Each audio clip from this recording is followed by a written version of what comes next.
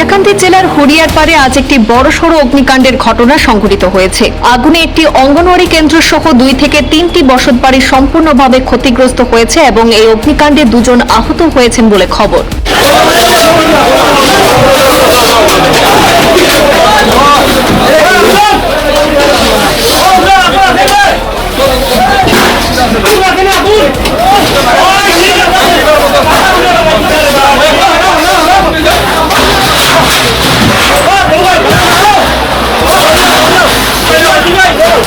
স্থানীয়দের দাবি, এলাকার রাস্তার বেহাল অবস্থার কারণে দমকলের গাড়ি দ্রুত ঘটনাস্থলে পৌঁছাতে পারেনি। তবে মসজিদের মাইকে ইমামের মাধ্যমে আগুন লাগার খবর প্রচার করা হলে গ্রামের শতাধিক মানুষ ঘটনাস্থলে ছুটে এসে সম্মিলিত প্রচেষ্টায় আগুন নিয়ন্ত্রণে আনার চেষ্টা করেন।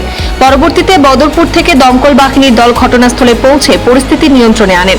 এই ঘটনায় 2 জন আহত হয়েছেন বলে জানা গেছে। তাদের প্রয়োজনীয় চিকিৎসার ব্যবস্থা করা হয়েছে। আগুন লাগার সঠিক কারণ এখনো জানা যায়নি। সংশ্লিষ্ট কর্তৃপক্ষ ঘটনাটির কারণ এবং ক্ষয়ক্ষতির পরিমাণ নিরূপণের কাজ করছেন বলে জানা যায়।